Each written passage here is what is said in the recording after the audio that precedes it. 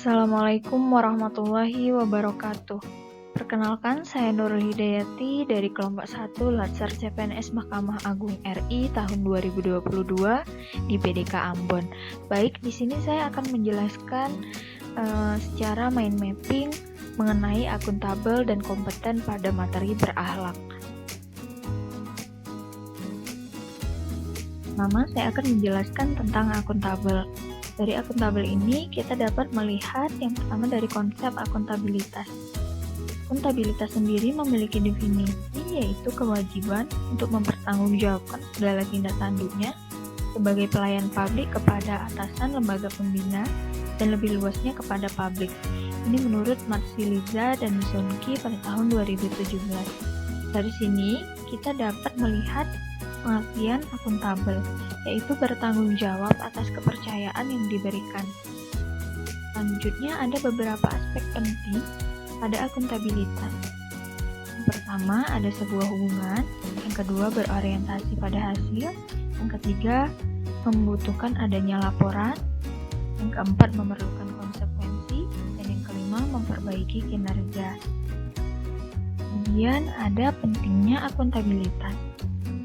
Pertama, itu ada sebuah kontrol demokrasi, yang kedua mencegah korupsi dan penyalahgunaan kekuasaan, yang ketiga meningkatkan efisiensi dan efektivitas. Kemudian ada tingkatan akuntabilitas.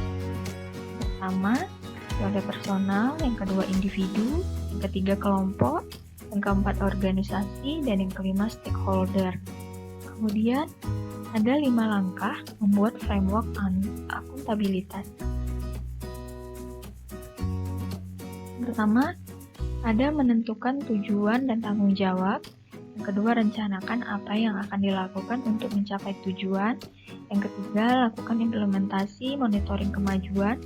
Yang keempat, berikan laporan secara lengkap. Yang kelima, berikan evaluasi dan masukan perbaikan. Kemudian hal-hal penting dalam menciptakan lingkungan akuntabel. Pertama ada kepemimpinan, yang kedua transparansi, yang ketiga integritas, yang keempat keadilan, yang kelima kepercayaan, yang keenam tanggung jawab, yang ketujuh keseimbangan, yang kedelapan kejelasan, dan yang terakhir konsisten. Kemudian ada dimensi mekanisme akuntabilitas.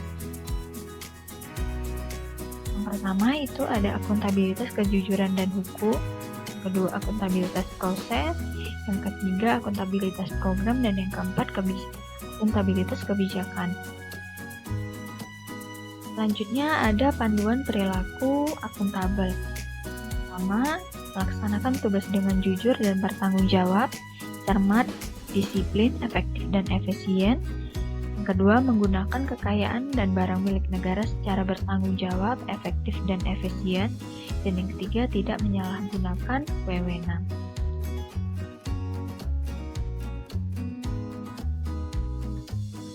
Yang kedua, saya akan menjelaskan tentang kompeten. Dari sini kita dapat melihat dari konseptualnya. Yang pertama, definisi dari kompeten. Kompeten yaitu memiliki kapabilitas berupa pengetahuan, keterampilan, dan sikap yang diperlukan dalam melaksanakan tugas pekerjaan.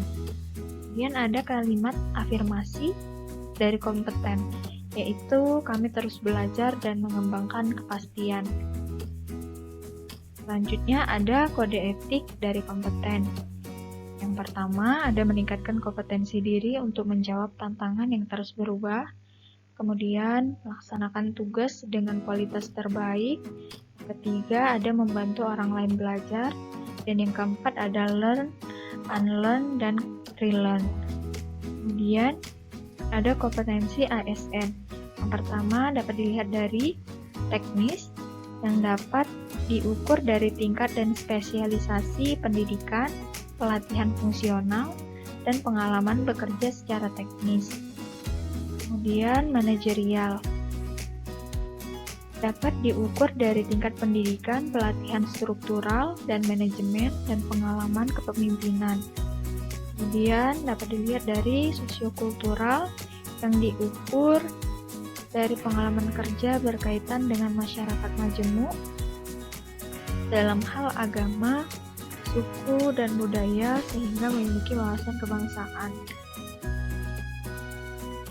Kemudian dari kompeten ini kita dapat melihat fungsi ASN.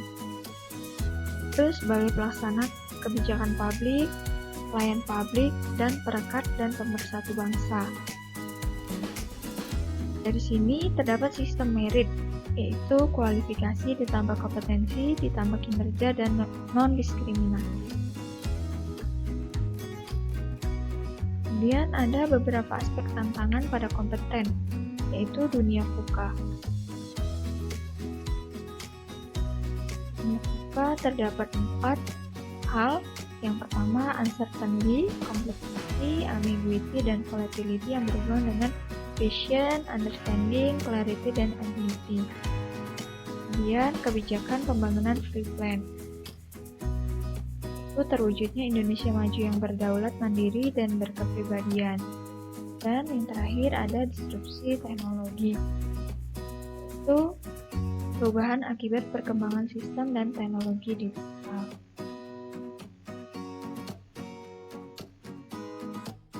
Sekian dari saya dan terima kasih.